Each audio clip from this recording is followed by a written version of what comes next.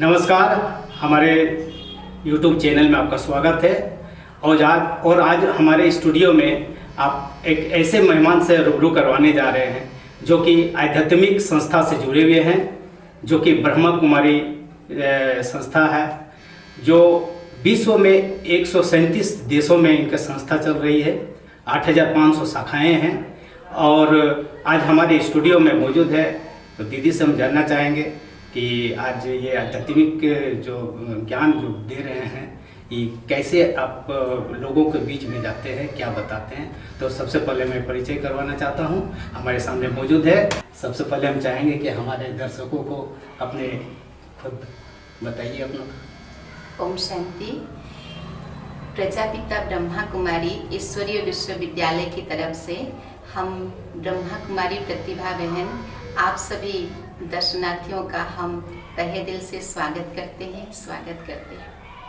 ये प्रजापिता ब्रह्मा कुमारी ईश्वरीय विश्वविद्यालय जो सारे वर्ल्ड में 142 देशों में सारी विश्व में अपना काम कर रही है, जिसका लक्ष्य यही रहता है कि अपने जीवन में कैसे हम खुशी, शांति और जीवन में शांति को कैसे लाएंगे। घर गृहस्थ में रहते हुए भी अपने जीवन में हम घर को कैसे खुशहाली ला पाएंगे, हैप्पी फैमिली कैसे लाएंगे। और साथ आज की ज़िंदगी में कहते हैं टेंशन फ्री लाइफ कैसे लीड करेंगे। आज की ज़िंदगी में सारी दुनिया में सबको बहुत टेंशन रहता है कि टेंशन से फ्री होने के लिए आज हम बहुत सारे उपाय अपनाते हैं, लेकिन कैसे फ्री होंगे उसके लिए ये ब्रह्मा कुमारी संस्था जो राजयोगा मेडिटेशन का शिक्षा देती है, जो आज सभी के लिए बहुत जरूरी है। अच्छा दीदी, ये बताइए ब्रह्म कुमारी किसकी पूजा करती है? ये हम खुद प्रजापिता ब्रह्मा कुमारी ईश्वरीय विश्वविद्यालय, ये एक ऐसी संस्था है ना, ये कोई दीक्षा अनुष्ठान है, ये संपूर्ण शिक्षा अनुष्ठान है, एजुकेशनल इंस्टीट्यूट है, जहाँ पे शिक्षा दी जाती है। आज एक छोटे बच्चों को भी, जब से छोटा बच्चा थोड़ा सा बड़ा हुआ, उसको हम स्कूल में भेजते हैं, पढ़ाई की जरूरत पड़ती है, शिक्षा की जरूरत पड़ती है। आज हमें भी अपने जीवन में शिक्षा की बहुत जरूरी है, तो इसलिए शिक्षा अनुष्ठान है। आज हम सबको मानते हैं, लेकिन फिर भी हम कहेंगे सबका पिता एक परम पिता परमात्मा है, सबका मालिक एक है, हम परमात्मा को ही मानते हैं। जो आज के आधुनिक समय में जो भी सांसारिक जिंदगी से जो चल रहे हैं, वो मन की शांति का खोज में लगे हुए हैं। तो आप मन की शांति क्या है, इसको बताएंगे थोड़ा? बिल्कुल, ये मन की शांति के लिए आज लोग कहीं गुफाओं में जाते हैं, कहीं जंगलों में जा रहे, बहुत लोग बहुत कुछ अपनाते हैं, लेकिन मन की शांति के लिए हमें कहीं बाहर में जाने की जरूरत नहीं है। मन की शांति हमारे अंदर ही है। जब हम खुद को जानेंगे, उस खुदा परमात्मा को जानेंगे, तो हम अपने अंदर वो शांति को ला पाएंगे, क्योंकि आत्मा का स्वधर्म ही शांति है। उसके पहले हमें खुद को जानना बहुत जरूरी है कि मैं कौन हूँ। तो यहाँ पे ये ब्रह्मा कुमारी संस्था में हम लोग का एक बेसिक 7 डेज का कोर्स होता है।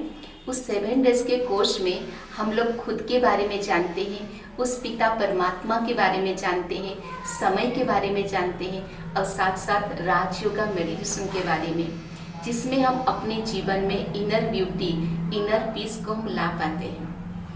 ब्रह्म कुमारी में किस भगवान को माना जाता है, पूजा किया जाता है?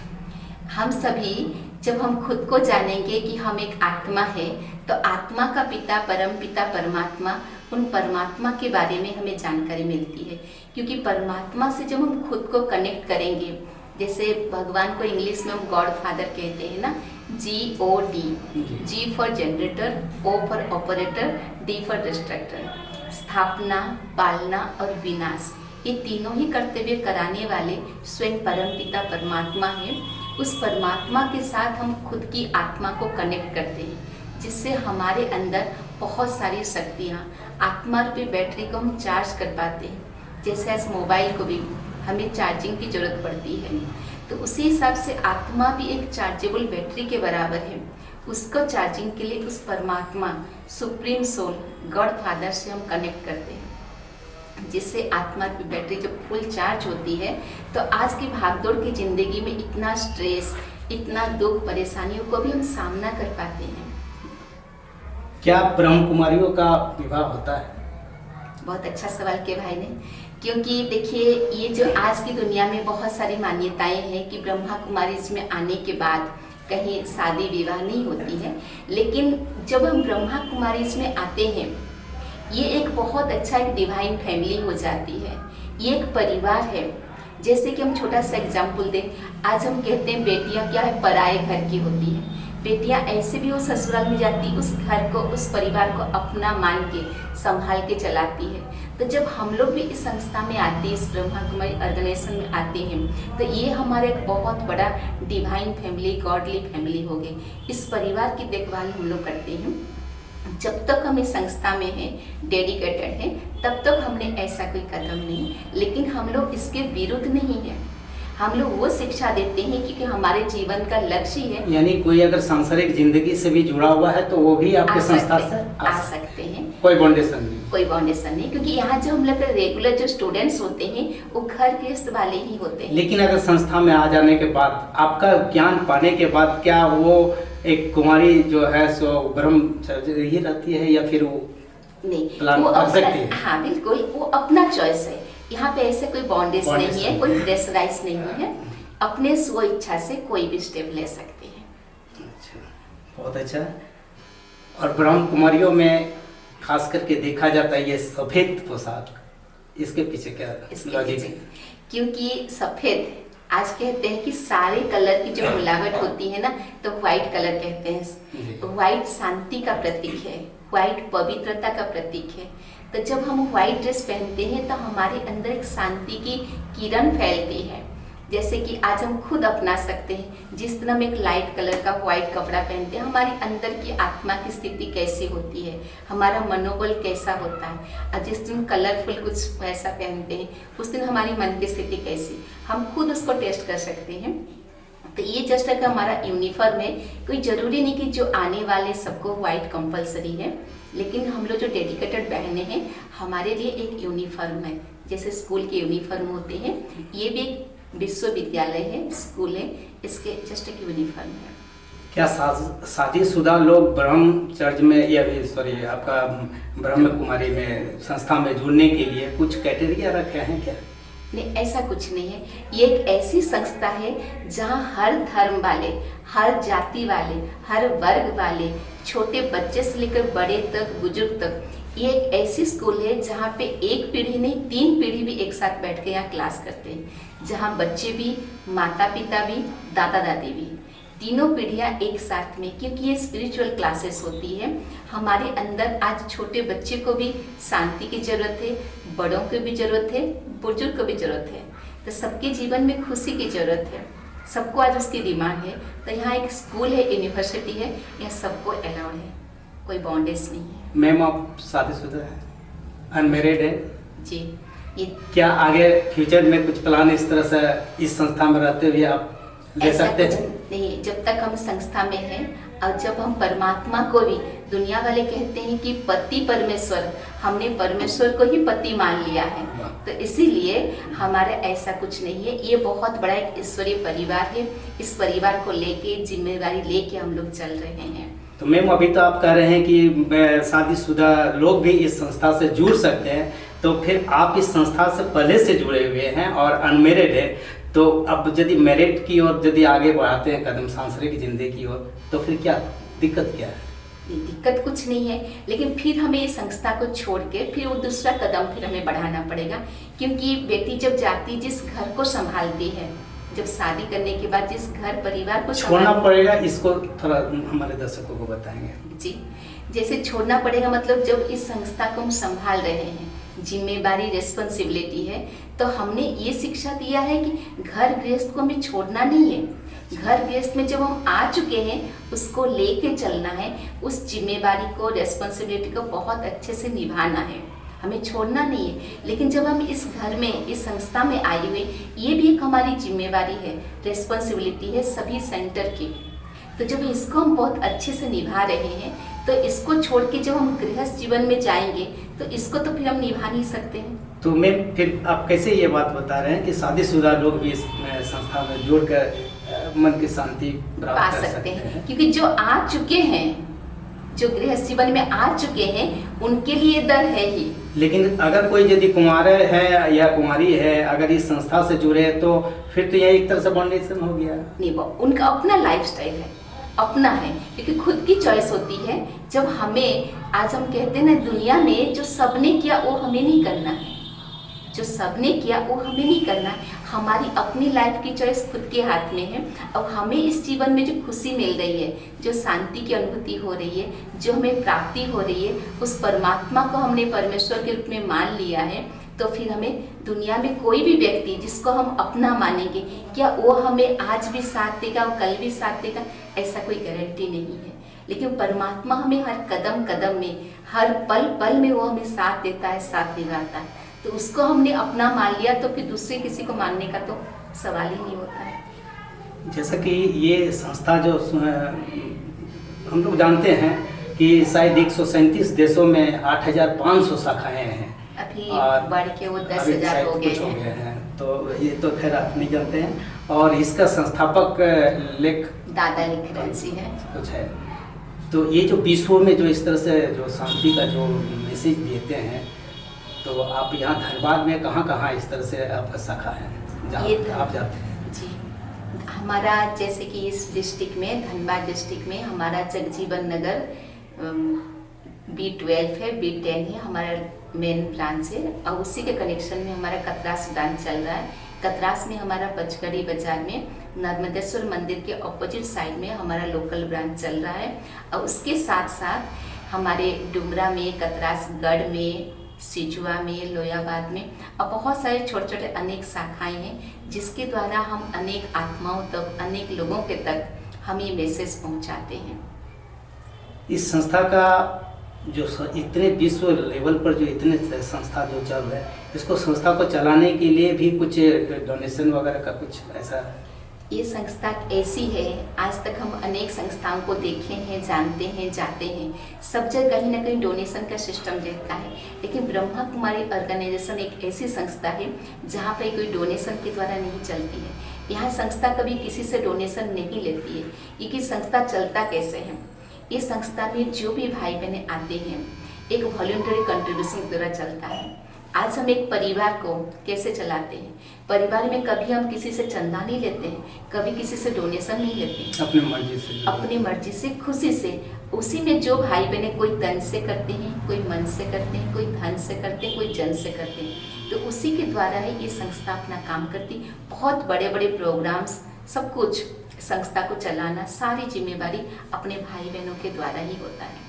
लेकिन ये संस्था कहीं से डोनेशन नहीं लेती है। किसी ने बहुत अच्छा पूछा था हमारी संस्था की चीफ दादी जी से कि आपकी संस्था कैसे चलती है। दादी जी ने एक ही जवाब दिया था कि ये संस्था सिर्फ सबके संकल्पों के द्वारा, सभी एक, जो हमारी संस्था में इतने सारे लाखों भाई बहन हैं, अगर हम रोज 1 रुपया डालते हैं तो पर डे कितना हो, बहुत है। तो फिर संस्था चलना कोई बड़ी बात नहीं है। तो इसीलिए तो ये सबका खुशी से, स्व इच्छा से, जो हमारे रेगुलर के स्टूडेंट जो होते हैं उनके द्वारा ही संस्था चलती है। बाहर से कोई आएंगे बोलेंगे हम आपको कुछ डोनेशन देते हैं, ये संस्था नहीं लेती है, क्योंकि कहीं से भी संस्था डोनेशन नहीं लेती है। अब ना यहाँ पे कोई हमारे सामने कोई बहुत लंबे लंबे लिस्ट है कि किसने क्या दिया क्या दिया। कहते हैं कि इस हाथ का किया हुआ इस हाथ को पता नहीं चलना चाहिए। तो जो भी चलती है गुप्त चलती है, क्योंकि परमात्मा ही करण करावाना है, उनके द्वारा ये कार्य चल रहा है। ये हमें भी नहीं मालूम कि संस्था कैसे चलती है, क्योंकि जिसको हमने अपना माना है वो सब कुछ चला रहे हैं। जो हमारी सोच जहाँ खत्म होती, उनकी सोच उसके बाद चालू होता है। इसलिए बहुत बहुत धन्यवाद। और हम चाहेंगे दीदी से कुछ तीखी सवाल भी हो जाए। दीदी जी, आप बताइए, पूजा पाठ क्या है? पूजा पाठ वो होती है जैसे कि हमारी मन की शांति होती है, क्योंकि आज सब कुछ हम घर गृहस्थी सब कुछ संभालते हैं, सब कुछ देखते हैं, उसी बीच में कुछ पल हम समय निकालते हैं अपने लिए, उस आध्यात्मिक की ओर निकालते हैं, जिसमें क्या होता है, मन को शांति, खुशी मिले।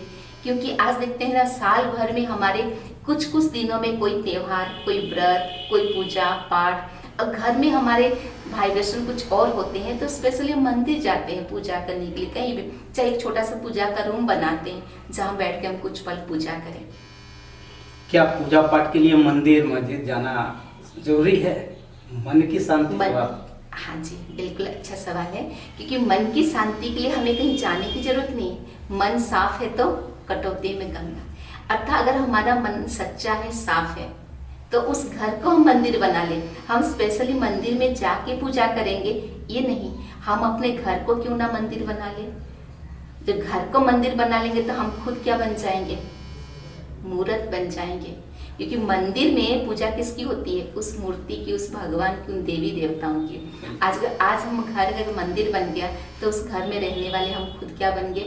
एक मूर्ति बन गए। तो हम खुद जब अपने अंदर उस गुणों को लाएंगे, हम खुद जब बनेंगे, तो हमें हमारा घर भी मंदिर बन जाएगा। पहले कहते थे ना, गृहस्थ आश्रम कहते थे पहले जमाने में। आज क्या हो गया? गृहस्थ अलग हो गया, आश्रम अलग हो गया, डिवाइड हो गया, बीच में गैपिंग आ गया। पहले जमाने में कहते गृहस्थ, उस गृहस्थ में ही क्या था? खुशी था, सब कुछ था, आश्रम कहलाता था। तो हमारा संस्था का भी उद्देश्य यही है कि गृहस्थ को कैसे हम आश्रम बनाएं। स्नान क्या है?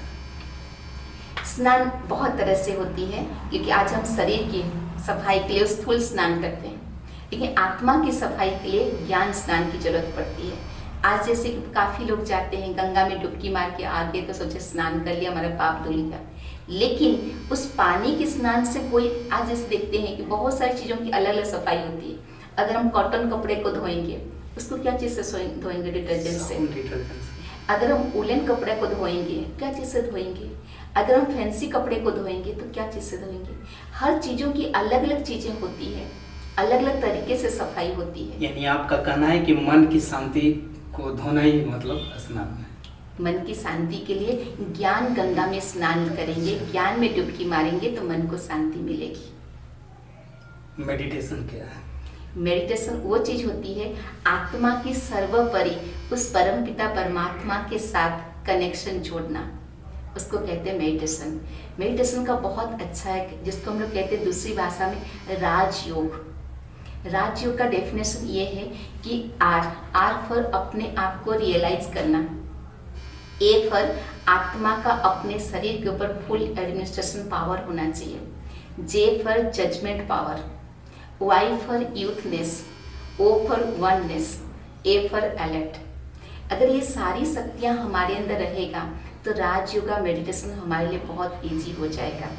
मीन्स खुद को जानेंगे, उस परमात्मा को जानेंगे, तो हम उनसे के साथ हम कनेक्ट हो पाएंगे। ये सही मायने में राजयोग। उससे आत्मा की बैटरी चार्ज होगी, खुद अपने अंदर में वो फीलिंग्स आएगी, वो शक्ति, वो पावर्स आती जाएगी।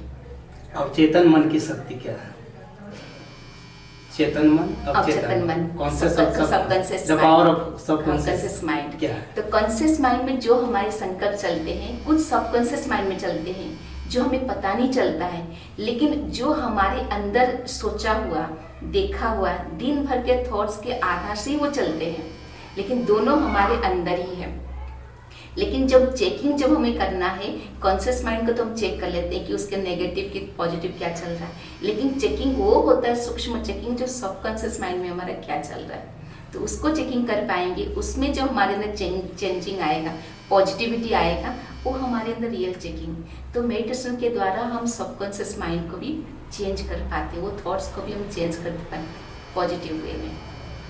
चूँकि आज की भागदौड़ के जिंदगी में कोई भी इंसान सुखी नहीं है, शांति नहीं है, मन की शांति नहीं है, भागदौड़ की जिंदगी में लगे हुए हैं। आप वैसे जितने भी हमारे जो देख रहे हैं हमारे दर्शक भाई या श्रद्धालु, जो भी इस जो जुड़े हुए हैं, आध्यात्मिक से जुड़े हुए हैं, आप उनको क्या आखिरी मैसेज देना चाहेंगे कि ये संस्था आपको कहाँ तक वो फायदे पहुँचा?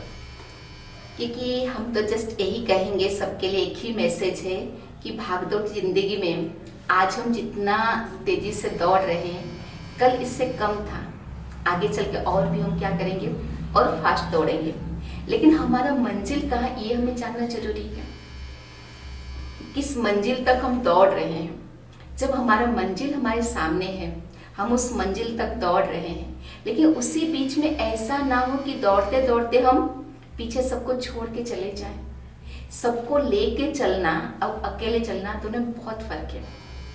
तो लेकिन सबको लेके चलना मतलब हमारे आत्मा के अंदर वो सारी शक्तियों को भरपूर करके फिर हमें चलना है। जब मेडिटेशन के द्वारा हम चलते हैं, हमारी ज़िंदगी में चाहे कितना भी परेशानी प्रॉब्लम आए, कितना भी स्ट्रेस आए, कितना भी टेंशन क्यों ना आए, फिर भी आज हमारे कम से कम भी 20-30 लाख भाई बहनें आज ऐसे हैं जो घर गृहस्थ में रहते हुए भी अपने जीवन में राजयोग का अभ्यास करते हैं और हर परिस्थिति को बहुत खुशी से ओवरकम कर पाते हैं।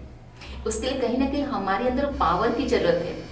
जैसे कि हम पैदल चल रहे हैं तो छोटा सा कोई पत्थर और कुछ ऑब्स्टेकल आएगा, उसको हमको पार करने में थोड़ा सा दिक्कत होगा, जंप लगाएंगे, पार हो जाएंगे। लेकिन अगर हम उड़ के जाएं तो पहाड़ जैसे परिस्थिति भी क्यों ना आ जाए, वो हमारे लिए रुकावट नहीं डाल सकता है। तो उसको हम छोटा नहीं कर सकते हैं, लेकिन अपनी पावर्स को तो हम बढ़ा सकते हैं। यानी तो नेगेटिव ऊर्जा को हम पॉजिटिव में कन्वर्ट कर सकते हैं, जिसके आधार से क्या होगा, हर सिचुएशन को हम खुशी खुशी से ओवरकम कर पाएंगे और बहुत खुशी से हम पार हो पाएंगे, आगे निकल पाएंगे। ये राजयोग मेडिटेशन के द्वारा 24 घंटे में से सिर्फ 1 घंटा हम अपने लिए समय निकालते हैं। 23 घंटा हम सारी दुनिया के लिए, सारे परिवार के लिए, सभी के लिए समय निकालते हैं, सभी जिम्मेदारियों को बहुत अच्छे से पूरा करते हैं। लेकिन अपने लिए 1 घंटा समय, जो खुद को चार्ज करने के लिए, खुद को बनाने के लिए 1 घंटा समय काफ़ी होता है। 1 घंटा जो पढ़ाई होती है, उस थ्योरी पढ़ाई 23 घंटा हमारा प्रैक्टिकल जीवन के लिए। तो यहाँ पे थ्योरी एंड प्रैक्टिकल दोनों साथ साथ चलता है। तो ये एक जो इंस्टीट्यूट है, पढ़ाई है, एजुकेशनल इंस्टीट्यूट है, तो यहाँ पे एक ऐसा चीज़ है, बहुत अच्छा सुंदर हैप्पी फैमिली के लिए हम तो कहेंगे सभी भाई बहनों, सभी दर्शनार्थियों को कि कम से कम अपने नज़दीक कहीं भी ब्रह्मा कुमारी ब्रांच है, वहाँ पे आए, 1 घंटे का क्लास करें, अपने जीवन को खुशियों से, शांति से, सुख से भरपूर करें। बहुत बहुत धन्यवाद दीदी, आप हमारे स्टूडियो में आए और दर्शकों देख रहे हैं कि हमने दीदी से कई सवाल किए हैं, कई तीखे सवाल किए हैं और ये बखूबी एक सवालों का जवाब बहुत अच्छी तरह से समझाएं, बताएं भी। और मैं आशा करता हूं कि ये संस्था है, ये संस्था फले फूले और इस संस्था में आप सभी जितने भी दर्शक भी देख रहे हैं, मन की शांति, ईश्वर की शक्ति जो भी जानना है या समझना है तो ब्रह्म कुमारी जो संस्था से जरूर जुड़े। और हम चाहेंगे कि दोबारा, ये चूँकि वीडियो बहुत काफ़ी लंबा हो जाएगा, तो हम चाहेंगे कि दीदी को फिर से दोबारा हम अपने स्टूडियो में इनवाइट करेंगे। आज के लिए हम लोग वीडियो को यहीं समाप्त करते हैं और हमारे स्टूडियो में आने के लिए बहुत बहुत धन्यवाद और आप सभी दर्शकों को भी धन्यवाद।